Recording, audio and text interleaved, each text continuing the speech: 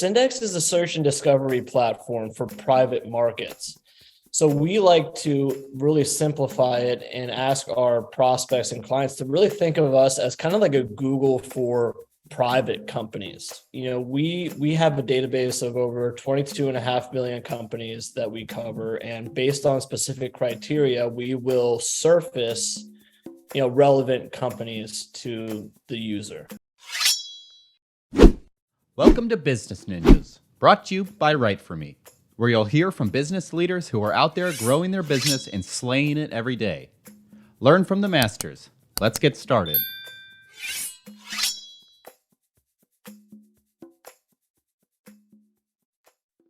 Hey everybody, welcome back for another episode of Business Ninjas. I'm here today with Ben Ashton. He's the Director of Client Development at Cyndx Technologies. Ben, welcome to the show. Hi, Kelsey. Thanks so much for having me. Yeah, excited to have you. So Ben, tell me a little bit about yourself.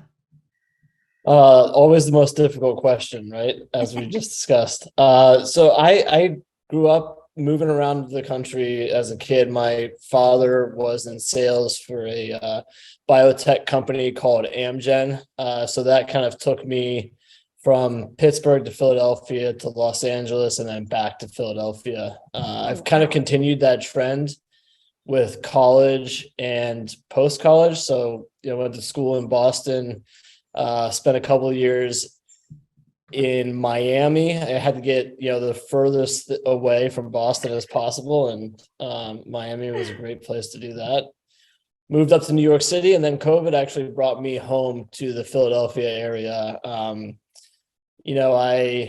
never thought that I would end up back in this area. But COVID was in essence sort of a blessing in disguise in a couple of ways, in the sense that it just kind of made me realize the importance of family. I have 3 sisters, 2 nieces and a nephew who are, about high school age. So It's great to be a part of their lives, before they go off to college and they become full-fledged adults. That's awesome. So professionally, kind of tell me about your journey to get to Cyndx.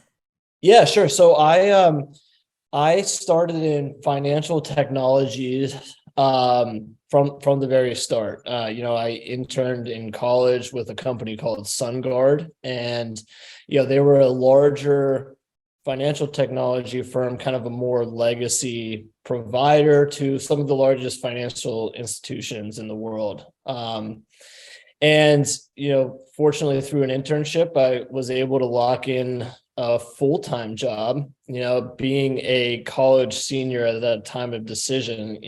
At that point, I was like, let me get the job locked down so I can just enjoy the rest of my senior year. So that's really kind of how this journey started.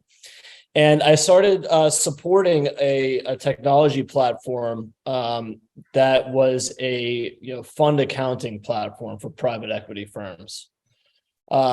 So started supporting that, dealing with angry customers, helping people kind of understand the product, and then also getting a sense of understanding of the technology side of things as well, because I didn't really do any studying about computer science in college. So I learned a little bit on the job. I mean, I'm not a coder or developer or anything like that, but I guess I just learned enough to be dangerous in that particular role.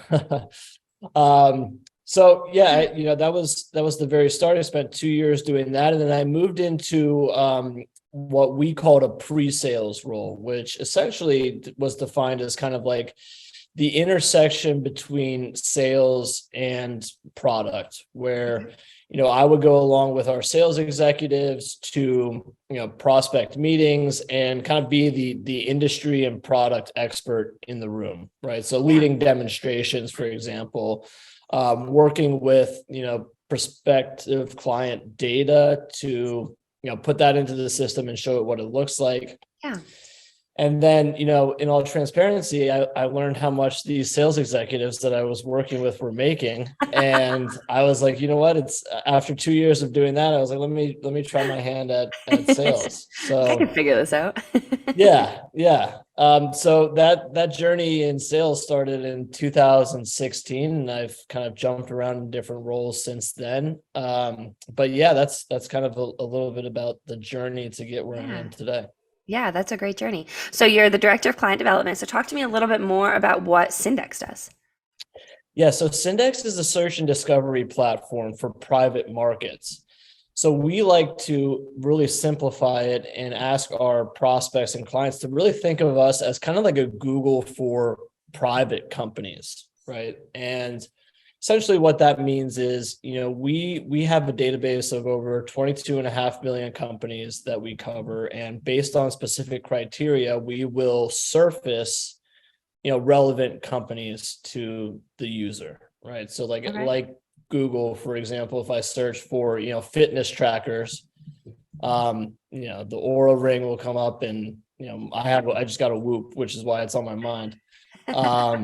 So similarly to that, right? If we enter a company in our search engine, then we will spit out, the 500 most similar companies to that. Okay. And essentially, that's important because it's relatively difficult to find that private company data. And the markets that we serve are private equity and investment banking, law firms, corporate development teams. So really, working with them on the deal sourcing side. So enabling them to find like their next investment, for example, a lot more easily than they would be able to through, Google, for example. Yeah. And why do you think that's important? Well, our founder and CEO really has this vision of kind of becoming this Bloomberg of private market data. And, his goal and our goal as a team is to kind of corner the market and enable access to this type of data that's really difficult to access otherwise. And then through that, really, it's an opportunity to put interested parties in touch with one another that maybe would not have crossed paths. I think, if we look at it that way, it's kind of cool. Yeah, that's really interesting. So talk to me a little bit more about kind of how the company's grown, a little bit how about the technologies has expanded since your time being there. Yeah, sure. So this is, it's a very interesting setup from a company perspective. So we were founded about 8 years ago. Our founder is an investment banker. He spent the majority of his career at BAML, and he actually, when he left there and created Cyndx Technologies, he also created a boutique investment bank called CDX Advisors. So the two of us, the investment bank and the technology company, sit within one holding company. Okay. So while he was, continuing to do his investment banking work, he was on the side really building, the algorithms that go into our platform. And, a whole lot of work, years went into building these algorithms and really making sure that they work because, the founder, right, in the background in investment banking, knows through his work experience that if I go to my colleagues with something that doesn't work, I'm going to blow my only chance. So he had the luxury really of, sitting back and making sure that the product worked before kind of really putting all of his chips in the go-to-market function. Yeah. So if you've got, I think you said over 20 million companies? Yep, 22.5. Oh, okay. 22.5 million companies. So is it worldwide? Are there different languages on there? Talk to me a little bit more about like the logistics of everything. Yeah, absolutely. So it is global. We translate across 8 different languages, which is also kind of a unique piece, a differentiator in our system. And the way we go about building these company profiles is all through technology. So, it really starts very basically with web scrapers. So we have, algorithms that go out, crawl websites. And again, basic terms are, essentially what it does, go to a website. Is this a business? And then if yes, let's kind of understand and read like almost like the about section of that website page to get a sense of what that business does. Okay. And then we marry that information with a bunch of other data sources, contact information, any sort of transactional history, related news and stuff like that.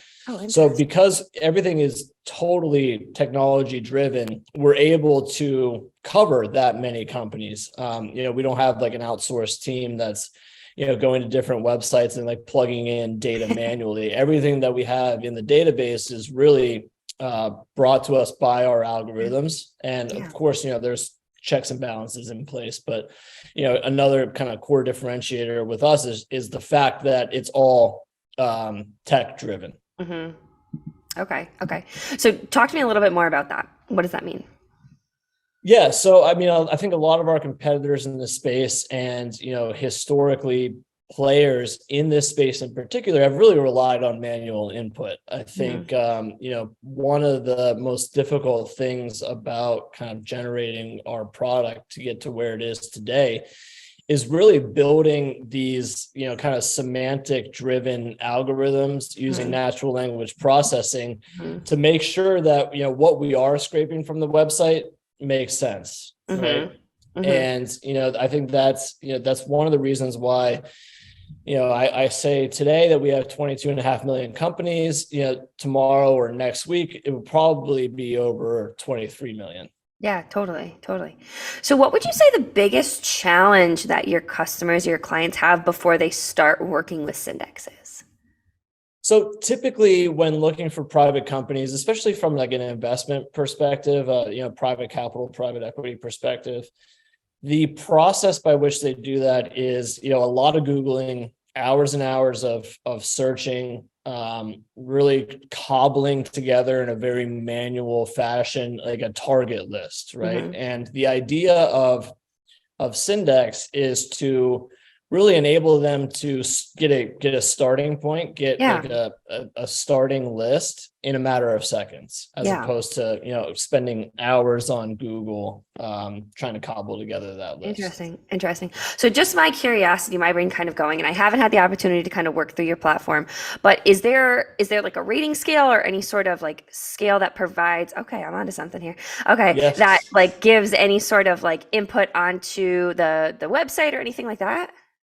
Yeah, absolutely. So part of the algorithms, essentially, we determine a similarity score. So there's two ways to search our database. One is with a company name. And essentially what we're asking the system to do is by inputting a company, we're saying, hey, show me all of the similar companies out there. And the way that we return those results are the most similar companies, at the initial results. And then as we go down the list, there's a little bit more of a degree of separation in terms of what the companies do operationally. The other way is through concepts. So going back to our fitness tracker example, right? So fits, a concept could be, show me companies that play in the fitness tracker space, right? And then, we kind of rank score based on the different sort of concepts that we use, how similar or how closely related is this company to the search company or search concept. Interesting. So you talked a little bit about the companies, all of the different types, sizes, companies that are on the platform. Talk to me a little bit about who is using the platform to find these companies. Yeah, so it really varies. So like as a member of the sales team here in a relatively new company, right? There's always this thought of, all right, how can we narrow our target market down? But that being said, a lot of the excitement, at least in a young company, is like thinking about a very broad application of the platform.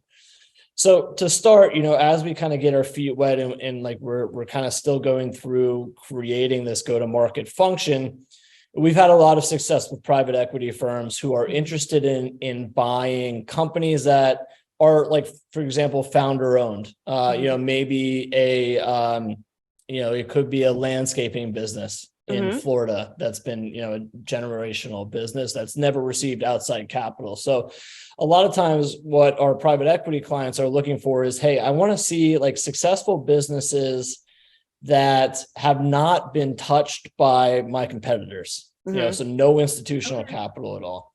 So that's really kind of been the primary use case as we sit today. Now, extrapolating and kind of expanding that out from an investment banking perspective and law firm perspective, we use predictive analytics as well. It's a kind of a unique feature of our platform where we're able to determine what companies will need capital over the next 6 months.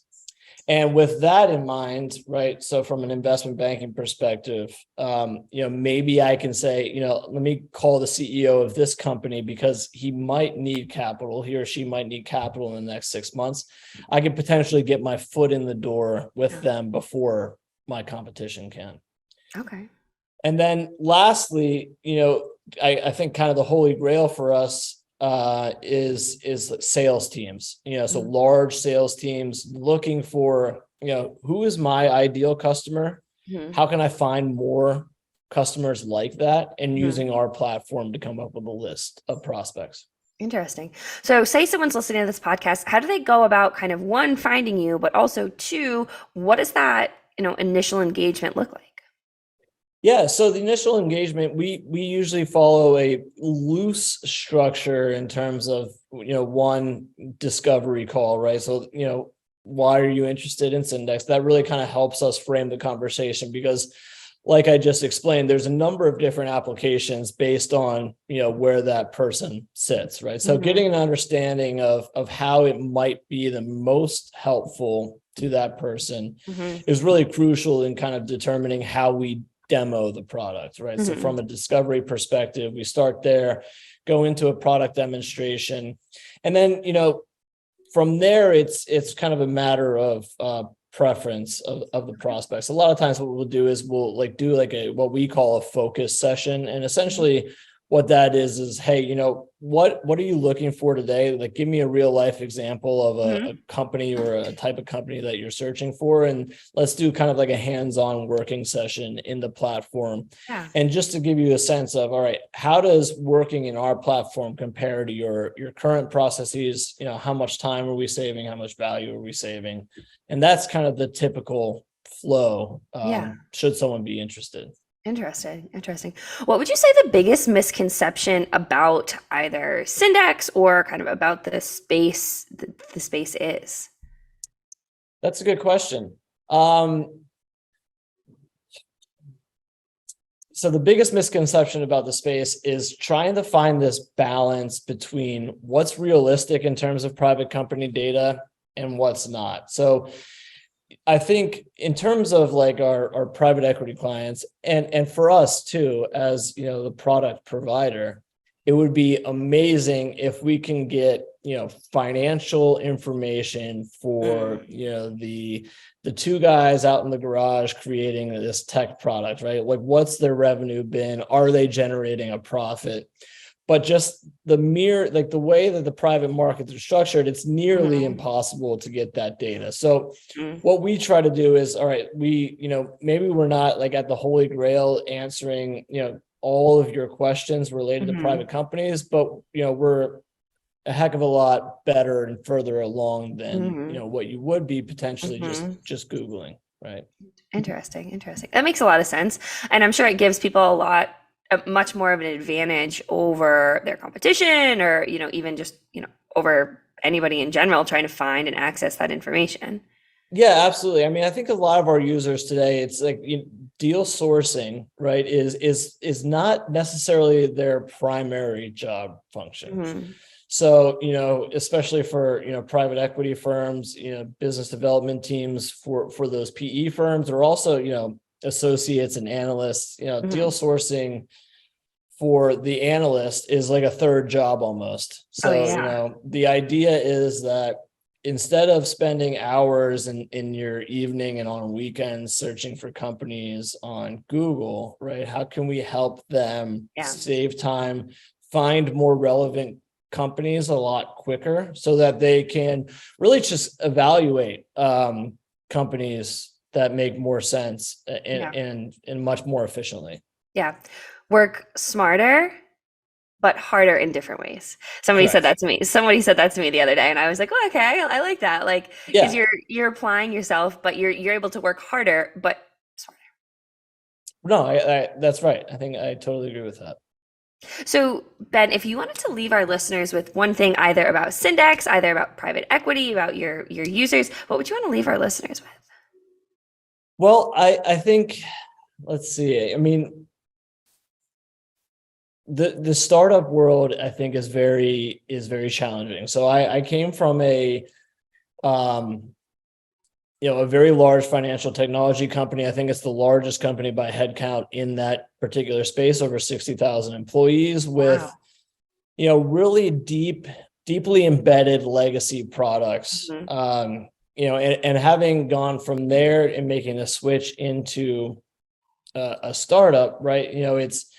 It's very difficult to get our name out there. And I think what's often missed, and what I miss personally, right, is like, I see all this news about, the Ubers and the Teslas of the world, right? And the unicorn startups. And, it's really easy. It was really easy for me to forget that, that's just, the 1% of the 1%, right? There's a lot of startups out there that don't really get to that level. And, it really is kind of like a dogfight trying to get our name out there in general. Mhm. So, just doing something like this, for example, could potentially provide another avenue in terms of just making people aware of Cyndx, which at this point in time in our growth is extremely important. Mhm. I think that's great. And I think that's a struggle of a lot of startups, is working on that brand recognition, getting their name out there, because as an employee, you know how valuable the platform is, and you know how valuable the piece of content is that you're providing, hence why you work there. But being able to just give that recognition to other companies to say, like, hey, this is how much easier your life could be if you use this. It helps. Yes, absolutely. That's Yeah. absolutely right. Awesome. Well, Ben, this has been a really great conversation. I appreciate you taking the time to be on Business Ninjas. I was great talking with you. Yeah, you as well, Kelsey. Thanks so much for having me. I really appreciate it.